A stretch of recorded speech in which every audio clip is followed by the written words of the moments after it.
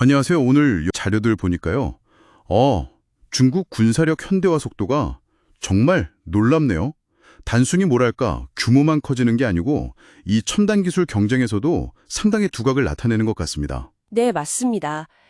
그 자료들을 보면 중국 인민해방군 양적인 팽창을 넘어서 질적인 도약을 동시에 추구하고 있다는 게 명확히 드러납니다. 최신 무기체계 개발이라든지 또 전략 변화 이런 게 핵심이죠. 네, 그래서 오늘은 이 자료들을 바탕으로 중국 군사력의 현재 상태, 특히 그 변화의 속도나 방향, 또 이게 우리에게 어떤 의미가 있을지 좀 집중적으로 파헤쳐 보겠습니다. 우선 그 전반적인 규모부터 좀 짚어보죠. 자료에 보면 군사력 순위가 세계 3위라고 하던데요. 구체적으로 어느 정도 수준인가요? 네, 흔히 이제 인용되는 글로벌 파이어파워 GFP 지수 기준으로 보면 미국, 러시아 다음입니다. 병력은 한 200만 명 수준인데 사실 더 주목할 부분은 해군력인 것 같아요. 그 비약적인 성장이요. 해군력이요? 네, 2014년에 한 140여 척 그 정도였던 함정이 10년 만에요.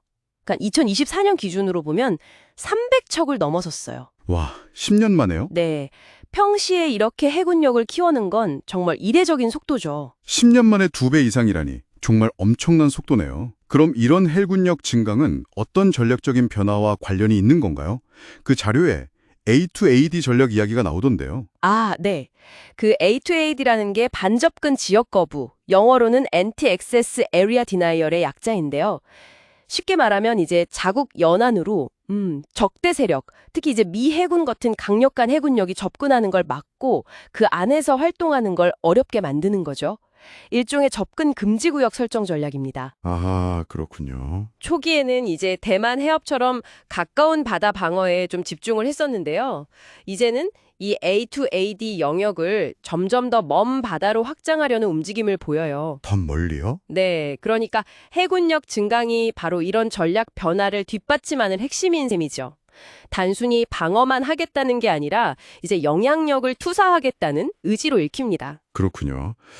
방어에서 이제 영향력 투사로 무게중심이 옮겨가고 있다, 이런 말씀이신데 이런 변화를 가능케 하는 구체적인 기술이나 무기체계는 어떤 게 있을까요? 그 스텔스 전투기 개발 이야기가 좀 흥미롭던데요. 네. 5세대 스텔스 전투기 개발이 아주 활발합니다. J-20 같은 경우는 이미 300대 이상 실전 배치됐다는 얘기도 있고요.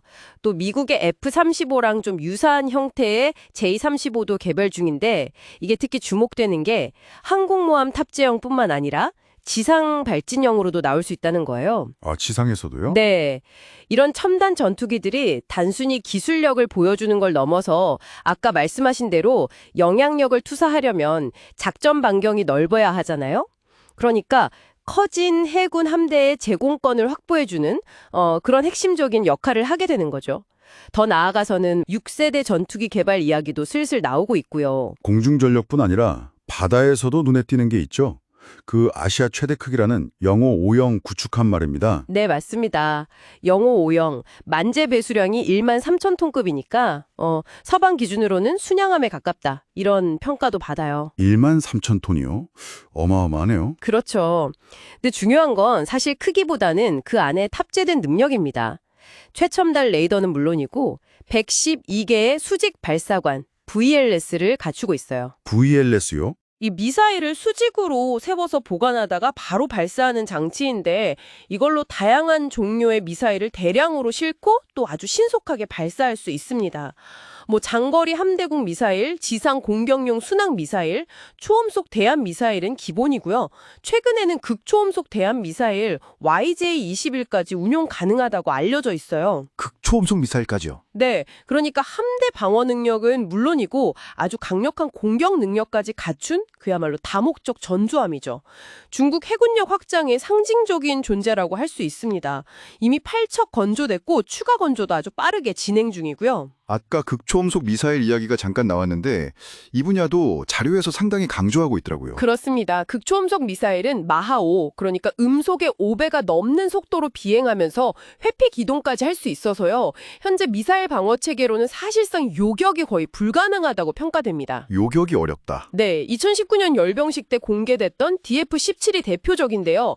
사거리가 1,400km 이상으로 알려져 있고 최근에는 더 나아가서 괌까지 타격할 수 있다는 사거리 8,000km의 DF-27 개발 소식까지 들립니다. 8,000km요, 괌까지. 네, 이건 뭐 미국의 A2AD 전략 대응 능력을 상당히 무력화시킬 수 있고 태평양 지역의 군사적 균형에 직접적인 영향을 줄 수 있는 상당히 위협적인 기술 발전이라고 봐야죠. 정말 대단하네요.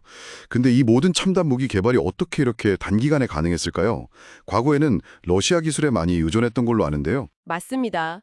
초기에는 구소련이나 러시아 기술 도입이 분명 큰 역할을 했죠. 그런데 자료에서도 지적하듯이 점차 자체적인 연구개발 역량을 키우고 기술을 축적하면서 이제는 핵심 무기들을 국산화하고 있습니다.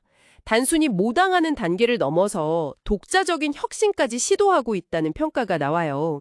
이런 기술 자립이 현재의 빠른 현대화 속도를 뒷받침하는 아주 중요한 동력이라고 할 수 있습니다. 종합해보면 중국은 막대한 자원을 쏟아부어서 군사력의 양적 팽창은 물론이고요.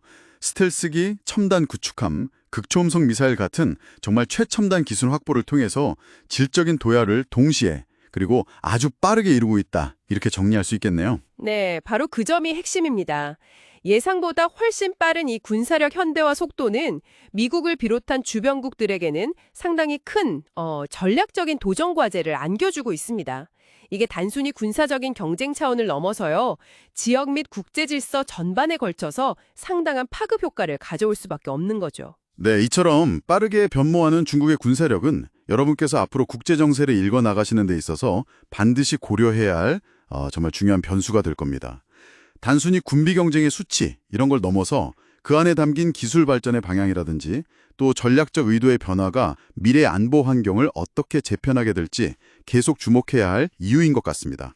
오늘 저희가 살펴본 내용은 중국 군사력의 현재와 미래를 가늠해 볼 중요한 실마리들이었습니다. 다음에 더 흥미로운 내용으로 찾아뵙겠습니다.